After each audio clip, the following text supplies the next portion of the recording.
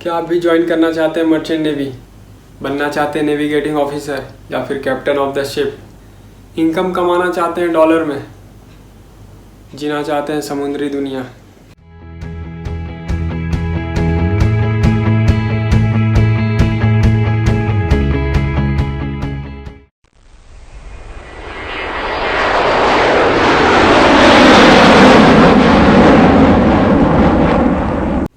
Hello दोस्तों, मेरा नाम है करण और आपका बहुत बहुत स्वागत है मेरे इस नए YouTube चैनल पर, जहां पर मैं रोज़ एक नई वीडियोस आप लोगों के लिए अपलोड करता रहूंगा। तो आज के इस वीडियो में हम बात करेंगे कि मर्चेंट नेवी क्या होता है और इससे हम एज ए कैरियर ऑप्शन कैसे चूज़ कर सकते हैं। तो मर्चेंट नेवी एक कमर्शियल शिपिंग इंडस्ट्री है, या यूँ कहें तो ये एक पार्ट है हमारे ग्लोबल इकोनॉमी का, जो कि almost 90% of the trade, world में जितना भी ट्रेड हो रहा है उसका ऑलमोस्ट 90% ऑफ द ट्रेड ये मर्चेंट नेवी कंट्रोल करता है। अगर हम आम बोलचाल की भाषा में, अगर हम सरल भाषा में अगर समझें तो मर्चेंट नेवी कुछ और नहीं, ये एक इंपोर्ट एक्सपोर्ट बिजनेस है।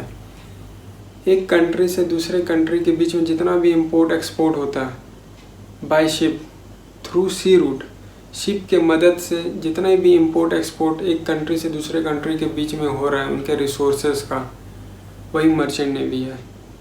आज हम ऐसे घड़ी, आज हम ऐसे कपड़े, आज हम ऐसे जूते पहनते हैं जो कि हमारे कंट्री में मैन्युफैक्चर तक नहीं होते हैं। हम अपने आसपास की कोई भी चीज़ को उठा कर देख लें, या तो वो मेड इन चाइना होगा, या तो वो मेड इन जापान होगा, मेड इन वियतनाम होगा। ये बन कहीं और रहा है, ये बन रहा है दूसरे कंट्री में, बट यूज़ हो रहा है हमारे कंट्री में। हम कोई भी व्हीकल उठा लें, जैसे कि 2 व्हीलर 4 व्हीलर, इनको चलने के लिए ज़रूरत होती है फ्यूल की। ये फ्यूल जैसे कि पेट्रोल और डीजल, तो ये फ्यूल कहाँ से आते हैं? ये फ्यूल आ रहा है गल्फ कंट्री से। ये फ्यूल आते हैं गल्फ कंट्री से। कैसे आते हैं? तो बाई शिप आ रहे हैं हमारे कंट्री।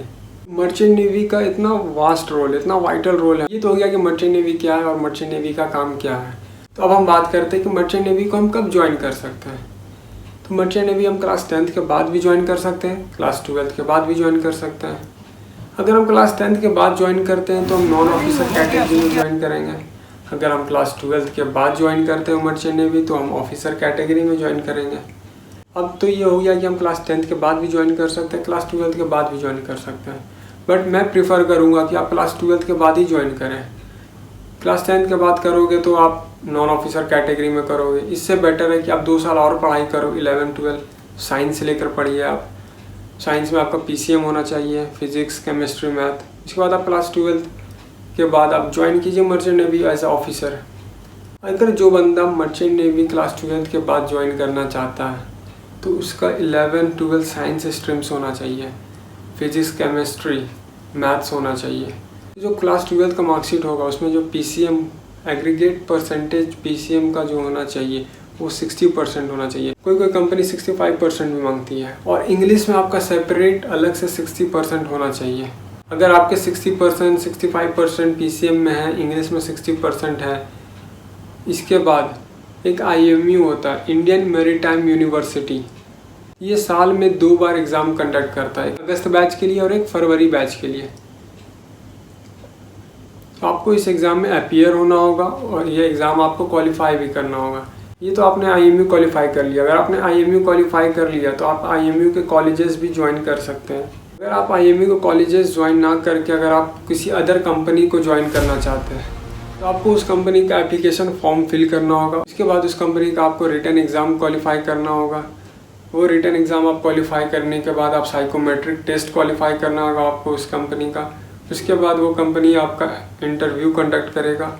वो इंटरव्यू क्वालिफाई करने के बाद फिर आपको मेडिकल के लिए कहा जाएगा। अगर आपका मेडिकल क्लियर हो जाता है तो उसके बाद वो कंपनी आपको हायर कर लेगी और IMU एफिलेटेड कॉलेजेस से आपको ट्रेनिंग कंप्लीट करने के लिए कहेंगे। फिर आप ट्रेनिंग कंप्लीट करने के बाद उस कंपनी के जहाज़ को आप ज्वाइन कर सकते हैं। तो आपको इधर IMU एग्ज़ाम भी क्लियर करना होगा, उधर कंपनी के सारे एग्ज़ाम्स भी क्लियर करना होगा। इंटरव्यू, साइकोमेट्रिक, रिटन, मेडिकल, ये सारे एग्ज़ाम्स आपको क्लियर करना होगा। इधर IMU का भी एग्ज़ाम क्लियर करना होगा। अगर दोनों में से किसी एक एग्ज़ाम को भी आपने क्लियर नहीं किया तो आप मर्चेंट नेवी ज्वाइन नहीं कर सकते हैं। आपको IMU भी क्लियर करना होगा, आपको कंपनी का भी एग्ज़ाम क्लियर करना होगा, तभी आप उस कंपनी को ज्वाइन कर सकते हैं। आपको दोनों एग्ज़ाम क्लियर करना होगा।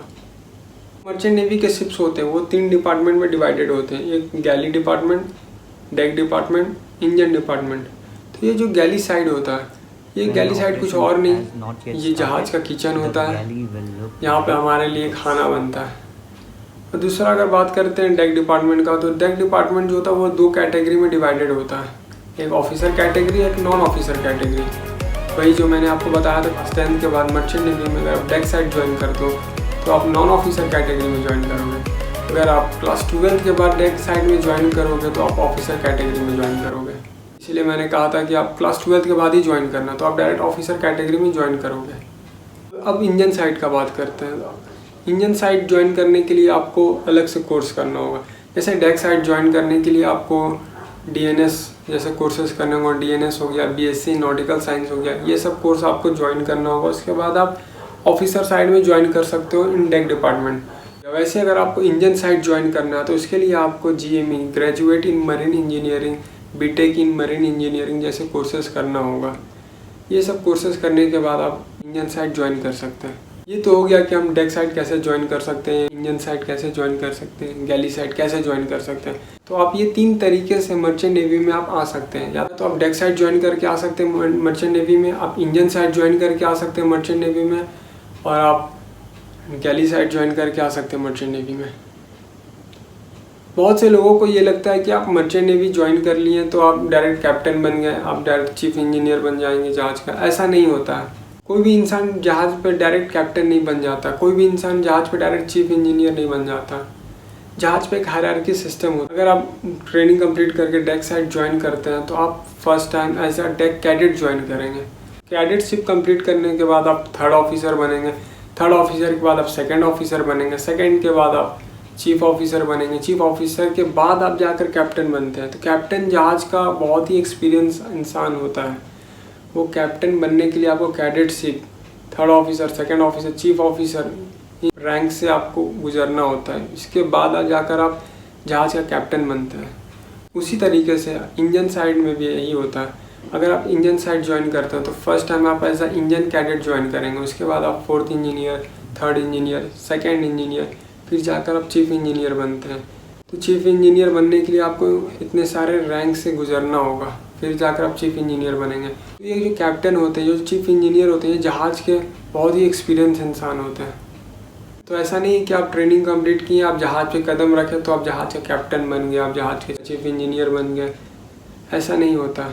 तो मर्चेंट नेवी ज्वाइन करने के बहुत सारे एडवांटेजेस भी हैं, कुछ डिसएडवांटेजेस भी हैं। हर एक जॉब प्रोफाइल का अपना एक एडवांटेज होता है, एक डिसएडवांटेज होता है। उसी तरीके से मर्चेंट नेवी का भी कुछ एडवांटेज है, कुछ डिसएडवांटेज है। तो मैं मर्चेंट नेवी के एडवांटेजेस डिसएडवांटेजेस के ऊपर मैं एक सेपरेट और डिटेल वीडियोस बनाऊंगा।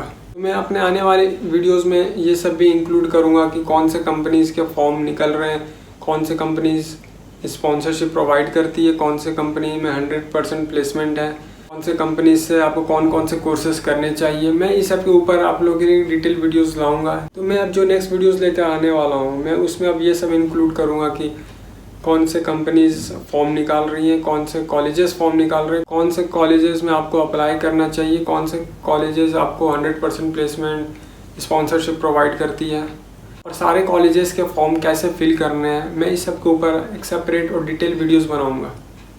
तब तक के लिए टाटा, बाय बाय।